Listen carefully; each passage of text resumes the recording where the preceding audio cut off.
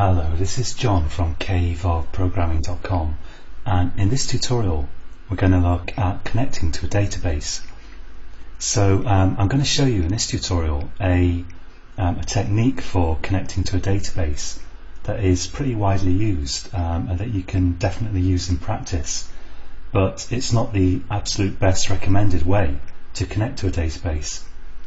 So I'm going to show you the simplest way here, and then in the next tutorial we'll look at the kind of approved way of doing it. So the stuff we're going to see here is not actually servlet specific, although we'll cover a few little things that are specific to servlets and JSPs.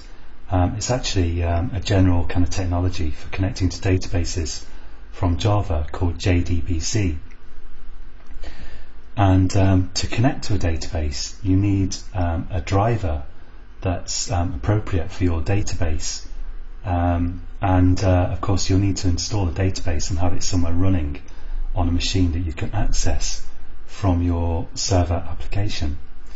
So I've got a MySQL database here, and it's called WebShop, and I'm not going to cover SQL or databases in any depth in these tutorials, but I'll show you a few simple queries that you can use to get started if you don't know SQL. And this is the free MySQL Workbench application, and I've also downloaded and installed a MySQL database which is running on my machine. It's actually a laptop, so you don't need a hugely powerful machine to run this.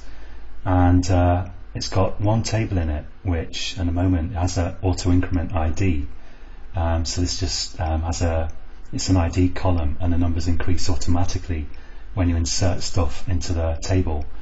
And it's got an email column here and a column for passwords, and I've just added two entries here, two sort of dummy entries to get started with. So let's just look at how I can access this WebShop database in Java. Now you're going to need, as I say, like the MySQL connector jar, which is if you're connected to MySQL, of course. And if you're connecting to Oracle or something, you'll need an Oracle JDBC connector jar.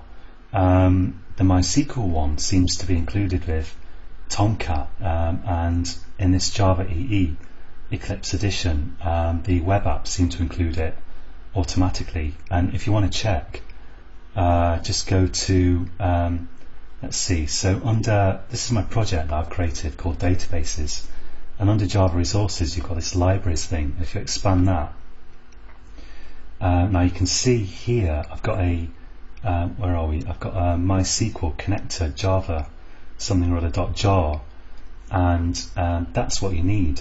And if you want to deploy to Tomcat, and later on we're going to look at deploying database applications to application servers like Google or CloudBees, then you need to make sure, well, for Tomcat you need to make sure that this is in the lib directory of Tomcat and your application server.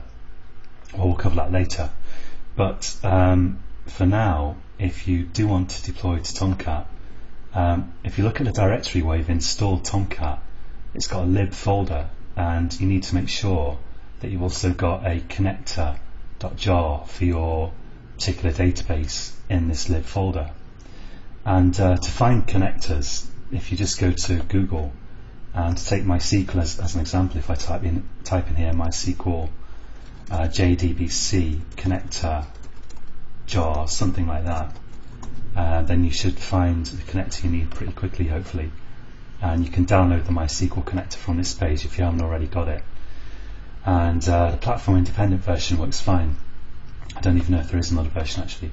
And it downloads actually in this case as a zip file, and you have to unzip the zip and get the jar out of it.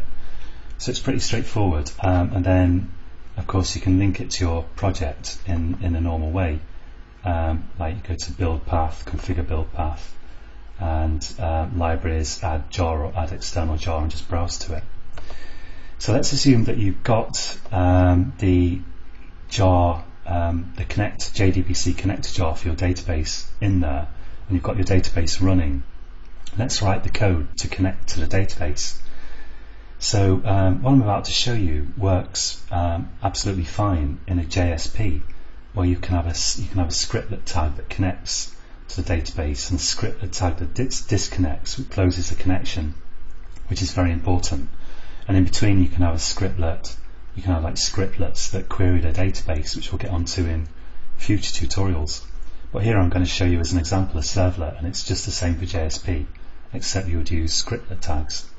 So I'll create a new servlet here, and here we go. And let's call it. Let's just call it connect. That'll do. Connect, and I'll put it in a package called demo. And I'm only going to use the doGet method actually in this tutorial, so that'll do. And of course, now that the code that you have to add, you might be tempted to think, well, I'll connect to my database in the init method of the servlet and disconnect in the destroy method, and in my get or post I can query the database. Whatever you do, don't do that, because remember, this servlet will start up and it will only call its init method once, and after that it will field requests with doGet and doPost. So if you have two requests coming in simultaneously and you've just done a connect in the init method, which I don't actually have in this servlet, but you could create one by ticking the appropriate checkbox, then that one connection will be trying to handle multiple requests, and it may well refuse to do that. So you really need to create a connection if you connect this way every time you have a get or a post, and then disconnect afterwards. So we're going to do that here. And of course, if you wanna, you could have code like common code. You just put your connect and your disconnect if you want in separate methods, and just call them in doGet or doPost. And as I say, we'll look at a different way of doing this in the next tutorial. But for now, the first thing that you need to do is you need to load the driver. And to load the driver, you call class.forName, and you need to supply here the kind of location of the driver, which, if we look in libraries here, we may be able to see it. If I go to let's look at Apache Tomcat and the MySQL connector.jar, I need to load the class called com.mysql.jdbc.driver. So I need to load this class here, and to do that I'm going to say class.forName com.mysql.jdbc.driver, and save that. And now that throws an exception, so let's just handle that. And if you can't load your driver, then it can't find the jar file, and you probably want to just go to an error page or something. That shouldn't really happen, of course. But here, just so we can see the error, I'm just going to use a print writer to write out some information to the browser. So I'll say print writer out equals response dot get writer, and set the import with Control-Shift-O, and let's just write here out dot println can't load database driver, just so we can see what's happening. And now I can connect to the database, hopefully, and the method to use is driver manager dot get connection. So I'm using a static method of this driver manager class, and let's see if I can add it with Control-Shift-O. And to get connection, I have to supply a sort of connection URL, and the connection URL depends upon what port your database is running on. But in this case it's going to start with JDBC, I think it always does, and then colon, and the name of your database, which is MySQL here, and then it's kind of like a file kind of directory name, because I have a colon here and a // as if you're typing C something or other for something on your C drive. And then I need to say my host here is, my database is running on localhost, and it's running on port 3306, which is the default MySQL port, and then another slash, and now I need to specify the name of the database. So my database here is its web shop. So I'm going to type here web shop, and that returns a, let's handle the exception there. So surrounded try catch. If I can't connect, let's just output some information here and say can't connect to database. And of course this you do want to handle gracefully. This probably should really forward to a JSP, because it's completely possible that your database will be down and that your user might end up seeing this message one day. And of course we've all probably gone to websites and seen the message can't connect to database or something like that, but it's probably nicer if you show them a proper JSP, like, and say, oh, the database is temporarily down, please come back later, or something like that. Now this returns a thing of type connection, so I'm going to declare that up here, connection con equals null, let's say, equals null, and let's say here con equals, and I'll add the import with Control-Shift-O, and you have to make sure to add the java.sql connection.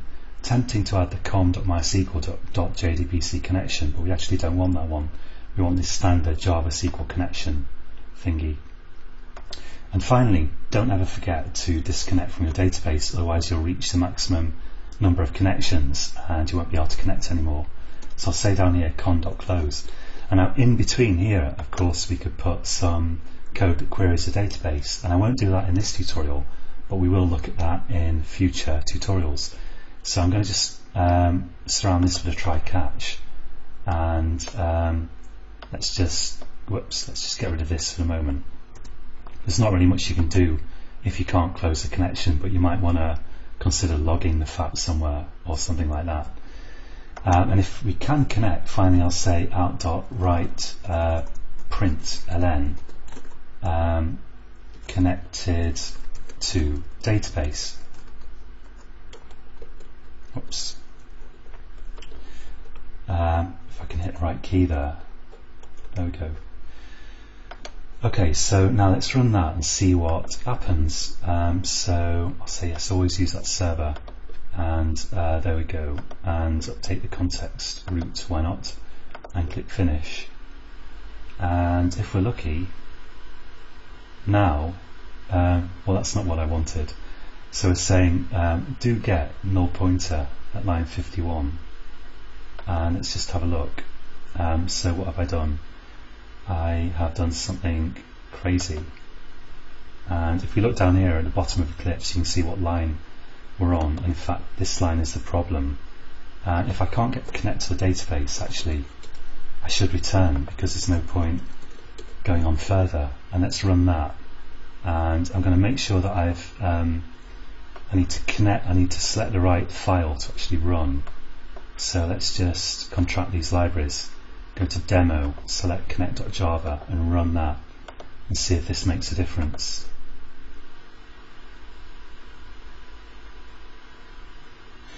And now it says can't connect to database. So let's take a look at what I've done wrong. And in fact I forgot something crucially important here. I forgot the username and password. So when you do driver manager.getConnection, you need to supply the username and password. And I've set up a user on this database, and my user here, which I connected to earlier on the command line, is web app, and I've got the highly insecure password hello. So let's supply it here with web app and password hello, and now fingers crossed we will be successful. Let's click finish and run that, and hey presto, now I'm connected to my database, which is running on this 3306 port on my machine. So that's it for this tutorial, and this technique for connecting to a database works fine, as I say, and lots of people use it, but we're going to look at a better method in the next tutorial, and then we're going to go on to do some basic database queries. So join me again next time, and until next time, happy coding.